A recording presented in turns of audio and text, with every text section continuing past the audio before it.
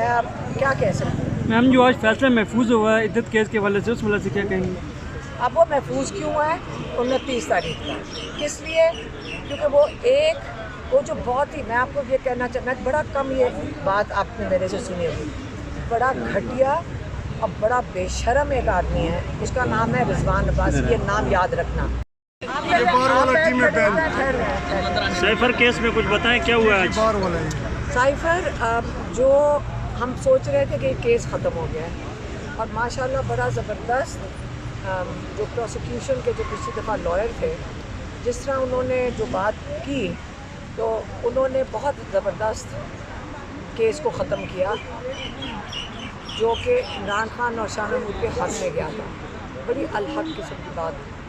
अब क्या हुआ है, चीफ जस्टिस आमिर फ़ारूक आते हैं और एक सवाल पूछते हैं, आया ये केस सही तरीके से हुआ है? उन्होंने पूछा कि ये फेयर ट्रायल हुआ है। अब इसका क्या मतलब था? ये सवाल आमिर फ़ारूक को हमें भी समझ आ रही है, 3 महीने पहले पूछना चाहिए था, पहले दिन। आज जब इन्होंने पूछा है, हमें यही समझ आ रही है। उसके बाद जो उनका लॉयर खड़ा था, शाह साहब को तो उन्होंने निकाल दिया है। जो लॉयर खड़ा था उसने पूरी किताब पढ़नी शुरू कर दिया है। अब वो बताना चाह रहा है हुकूमत का लॉयर कि ये ट्रायल सही हुआ है कि नहीं हुआ। इसका मतलब ये है कि ये इसको पता नहीं कितने दिन खींचना चाहते हैं। जो आज जजेस ने कहा था हम फैसला देंगे, मेरा नहीं लगता इनका इरादा है, और हमें नहीं पता ये क्या सोच रहे हैं, लेकिन ये इंसाफ के दायरे से निकल चुके हैं। अगर अब फैसला नहीं देंगे उस केस के ऊपर जो ख़त्म हुआ हुआ केस है, तो हमें पे बड़ा अफसोस होगा जजेस के ये तरीक़ाकार पे, क्योंकि उनको पता है कि उनके पास और कोई चॉइस नहीं है इस केस को ख़त्म करने की और इनको रिहा करने की। इमरान खान और शाह महमूद को अब उनको रिहा कर देना चाहिए।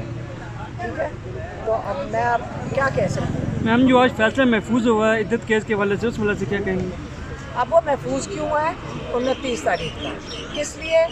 क्योंकि वो जो बहुत ही, मैं आपको ये कहना मैं बड़ा कम ये बात आपने मेरे से सुनी होगी, बड़ा घटिया और बड़ा बेशर्म एक आदमी है, उसका नाम है रिजवान अब्बासी। ये नाम याद रखना, ये नाम आप याद रखना।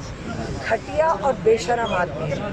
वो जब गंद करना होता है ना हुकूमत ने, तो उस आदमी को लाया जाता है। साइफर केस में भी वही खड़ा था। वो झूठा और बेशर्म आदमी है। अब ये मैं बारी बारी कहूँगी, वो मुल्क से बाहर चला गया। अगर वो अब जब तक वापस नहीं आता, आप इसके इद्दत की जो केस की जो डिसीजन रिजर्व हुई है, जजमेंट, वो तब तक सुनाई नहीं जा सकती। तो वो घटिया आदमी पता नहीं बात तब तक वापस आता है। मैंने जैसे कहा कि वो घटिया काम के लिए वो बंदा लाया जाता है। और ये नाम कभी ना भूलना, रिजवान अब्बासी, ताकि उसके अगली जो बच्चे, उसकी नस्लें हैं, याद रखेंगे कि हमारे वालिद को किस नाम से याद किया जाता था।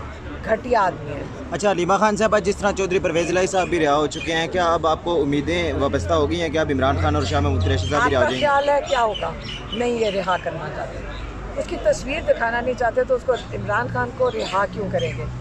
और साथ शाह महमूद भी अभी साइफर में, उनकी भी फैमिली आई हुई थी इसी उम्मीद में कि आज रिहा हो जाएंगे। तो अब हमें कुछ नहीं पता, आज हो जाना चाहिए, केस ख़त्म हुआ होगा। अब ये हम नए तरीके देख रहे हैं कि उसको घसीटा कैसे जाए। तो ये लाश उन्होंने थोड़े दिन लगता है और घसीटा। बुशरा बीबी की रिहाई होती नज़र आ रही है। ये देखें, आज रिहा हो जाना चाहिए, तो उन्होंने जजमेंट रिजर्व किया है। बुशरा बीबी सिर्फ इद्दत के केस में इस वक्त जेल में है और आज उनको रिहा हो जाना चाहिए था। लेकिन क्योंकि वो, मैंने बताया ना, वो एक घटिया आदमी जिसका नाम रिजवान अब्बासी है, जो खावन मानिका का लॉयर अब है, पहले ये प्रोसिक्यूशन के लिए बंदा खड़ा था साइफर का घटिया काम करने के लिए, और अब जिसके ऊपर आज चीफ जस्टिस पूछ रहे हैं कि ट्रायल फेयर हुआ है कि नहीं। अब ये सोच रहे हैं, वही घटिया आदमी इस वक्त खावन मानिका का लॉयर है।